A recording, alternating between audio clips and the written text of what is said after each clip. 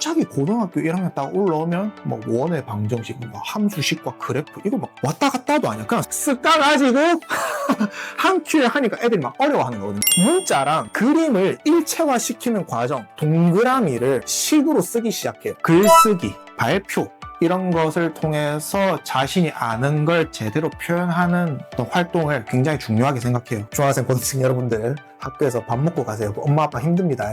그 중에서 5% 정도가 수업을 듣는 시간이에요. 그럼 나머지 95%는 뭐겠어요? 저는 고등학교에서만 지금 계속 근무를 해오고 있고, 그전에도 고등학생 대상으로 입시 수학을 가르쳤기 때문에 중학생의 삶에 대해서 자세히는 모릅니다. 그리고 중학교 교사분들이 학교에서 어떤 분위기 속에서 어떤 목적의식을 가지고 아이들을 가르치시는지 잘은 모릅니다. 다행히도 제 아내분께서는 완전 저와 정반대셔서 중학교에서만 근무를 해오시고 있고, 그래서 아내를 통해서 저는 중학교 교사의 삶, 그리고 중학교 교육의 문화에 대해서 좀 들어오고 있고, 아내도 반대로 중학생이 고등학생이 되면 이런 걸 경험을 하겠구나를 좀 듣는 부분이 있겠죠. 중학생이 고등학생이 되기 전에 미리 준비하면 좋은 게 3가지 있습니다. 그 전에 미리 말씀드릴 게 있는데, 우리가 초등학교, 중학교, 고등학교를 6년, 3년, 3년으로 나눠 놓은 건 그 숫자가 이뻐서가 아니에요. 이게 심리학적으로 그리고 뇌과학적으로 발달 상황을 지켜보았을 때 아이들이 초등학교 6년에 해당하는 기간 동안, 그리고 중학교 3년, 고등학교 3년 동안에 이 아이들의 심리 상황이나 어떤 인지 발달 상황을 보니 이런 특징이 있더라, 그 특징이 매우 구별되더라 해서 6년, 3년, 3년으로 나눠 놓은 거예요. 물론 사람마다 이 오차는 조금 있겠죠. 누구는 13살 때 했던 걸 누구는 10살에 할 수도 있고, 누구는 15살에 했던 걸 누구는 17살이 돼야 하는 사람도 있겠지만, 보편적으로 봤을 때 뭐랄까 합리적인 오차 범위 안에서 633으로 끊는 것이 좋겠더라 해서 초등학교 1학년 때부터 고등학교 3학년 때까지 배우는 교과목들을 12등분을 해놓은 거예요. 근데 이게 12등분이 뭐 케이크 한 조각을 12등분 하면은 이 조각부터 먹나 저 조각부터 먹나 상관없잖아요. 그런 게 아니고 12계단인 거죠. 첫 번째 밟아야 될 계단이 있고, 그 다음 계단이 있고, 그 다음 계단이 있어서 12번째 계단까지 가는 그런 순서로 12년을 배열을 해놓은 거예요. 그러면 초등학교 6년, 중학교 3년, 고등학교 3년은 어떤 기준에서 아이들을 가르치느냐. 제가 수학을 예를 들게요. 제가 사실 국어도 마찬가지고 영어도 마찬가지고 다 마찬가지인데, 제가 수학 선생님이니까 수학이 비유가 편해서 수학을 예를 들게요. 초등학교 6년 그리고 중학교 3학년 때까지는 수학이 보통 이런 구조를 가지고 있습니다. 하나는 함수식, 방정식, 뭐 그걸 덧셈, 뺄셈, 곱셈, 나눗셈, 음수, 양수 뭐 그런 것들 있죠. 식에 대한 줄기 하나를 타고 올라오고요. 하나는 동그라미, 세모, 네모, 뭐 직각삼각형, 원, 닮음, 뭐 합동, 뭐 그렇게 도형에 대한 걸 독립적으로 배워와요. 독립적으로 배운다고요. 그러다가 이게 어느 순간 만납니다. 그게 고등학교라는 곳이에요. 그래서 고등학교 수학에서 기억에 남는 게 뭐냐 하면 원의 방정식이라고 그러죠. 동그라미를 식으로 쓰기 시작해요. 이해되세요? 함수라는 식을 그래프로 그려야 되는 거예요. 문자랑 그림을 일체화시키는 과정, 그리고 일체화시켜서 뭔가를 하는 과정을 고등학교에서 배워요. 그러면 중학교 때 공부를 하는 동안에 뭘 준비해야 되느냐가 너무 명확해지는 거죠. 중학생 때는 특히나 1학기 때는 식에 대한 거 배우고, 2학기 때는 도형 배우고, 다시 2학년 1학기 되면 식 배우고, 2학년 2학기 때는 도형 배우고, 이렇게 왔다리 갔다리 하다가 갑자기 고등학교 1학년 딱 올라오면 뭐 원의 방정식, 뭐 함수식과 그래프 이거 막 왔다 갔다도 아니야. 그냥 쓱 까가지고 한 큐에 하니까 애들이 막 어려워하는 거거든요. 그래서 첫 번째, 중학생 때 이런 걸 미리 준비해오면 좋다는 게 선행학습을 말하는 게 아닙니다. 과목 융합적인 공부를 해오시는 게 좀 중요하다.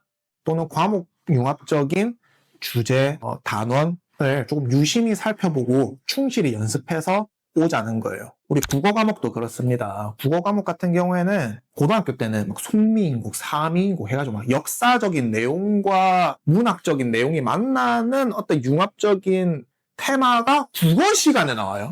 그리고 뭐 1950년대 뭐 한국전쟁 이후 또는 1970년대, 80년대의 한국 분위기에 대한 어떤 역사적인 배경을 가지고 시를 쓴다던가 아니면 소설을 쓴다던가 수필을 썼다던가 어떤 과목 융합적인 테마를 가진 작품을 국어 시간에 배워요. 그러니까 국어 시간에 이미 역사적인 감각이 갖춰진 학생들이 매우 유리하다. 게다가 국어 시간에 배우는 꼭 문학 작품이 아니더라도 비문학 지문도 아주 수준이 높죠. 과학 지문, 경제학 지문 이런 것들이 국어 시간에 나와요. 물론 뭐 그런 배경 지식 없어도 문제를 풀 수 있다고 하지만 배경 지식이 있으면 문제를 풀기 쉬운 건 당연하잖아요. 당연하다고요. 영어도 마찬가지예요. 제가 말씀드린 그 친구 있어요. 뭐 초등학교 4학년 때까지 외국에서 살다 왔는데 영어 성적이 안 나오는 친구. 고등학교에서 다루는 영어 지문은 문자가 알파벳일 뿐 그 내용이 서양에 대한 내용이 아니에요. 서양 문화나 서양 문학에 대한 내용이 아니에요. 영어잖아요. 그냥 알파벳으로 된 어떤 글을 읽는 거거든요. 그 글의 내용이 독해가 안 되는 거죠. 직해는 했는데 그 직해한 내용을 이해를 못 하는 거예요. 그러면은 백날 읽어도 문제를 못 맞추거든요. 그래서 중학교 때는 과목 융합적인 공부를 하시는 게 좋고, 특히나 초등학교 때는 그러면 뭘 준비하는 시절이냐. 초등학생 때는 말 그대로 초등한 지적 기능.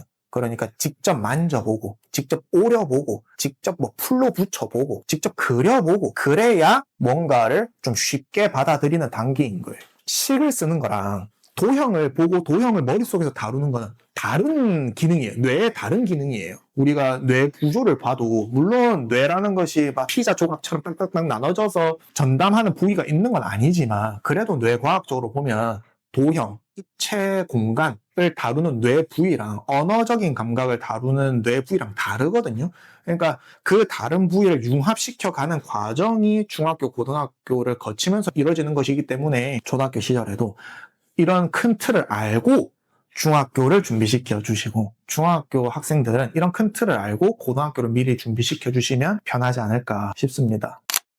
네, 두 번째는 고등학교에서 학생들한테 중요하게 보는 역량이라는 건 학교 시험만 있지 않습니다. 물론 중학교도 마찬가지죠. 글쓰기, 발표 이런 것을 통해서 자신이 아는 걸 제대로 표현하는 어떤 활동을 굉장히 중요하게 생각해요. 게다가 그것이 학생부에 들어가는 중요 내용이기도 하고요. 근데 문제는 그 학생부를 기록하는 선생님이 매우 고달프다. 그래서 이거는 듣는 사람을 위해서, 읽는 사람을 위한 글쓰기, 듣는 사람을 위한 발표를 조금 연습할 필요가 있다. 그런 건 어떤 것이냐? 쉽게 말해 두 괄식이라고 하죠.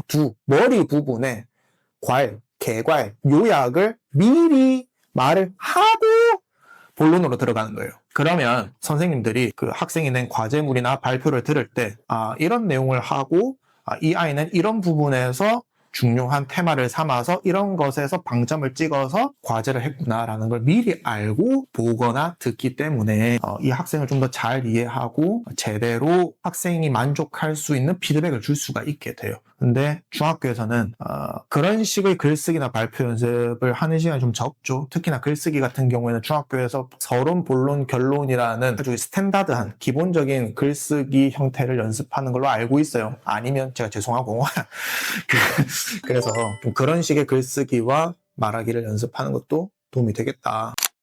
그리고 한 가지는 사실 학부모님이 좀 더 신경 써주셨으면 좋겠는데요. 제가 저 자신을 돌이켜봤을 때 고등학교 생활을 이렇게 하면 더 좋았을 것 같다라는 게 있거든요. 타임머신을 타고 몇 년이지? 거의 20년 전으로 이렇게 돌아갑니다. 20년 전으로 돌아가서 고등학교 생활을 하면 저는 이거 저희 학교 그 교장 교감선생님 보시면 안 좋아하실 수도 있는데 저는 야자를 안 할 거예요. 그러니까 야간 자율학습을 안 한다는 말이 조금 우습긴 한데 라떼는 야간 자율학습을 스스로 선택해서 안 하는 때가 아니었어요. 밤늦게까지 공부를 했단 말이죠. 근데 지금 돌이켜보면 절대 야자를 안 할 겁니다. 야자를 안 하고 새벽 4시에 일어나서 한 3시간 집에서 자습을 하고 학교 생활을 시작하고 무조건 밤 9시나 10시에는 잠을 잘 것 같거든요. 왜냐면 과학이나 심리학을 공부하다 보면 인간의 집중력이 시간에 따라서 강약이 좀 달라집니다. 요즘은 뭐 미라클 모닝이라고 해서 새벽에 일어나서 뭐 책을 읽거나 공부를 하는 게 중요하다고 하잖아요.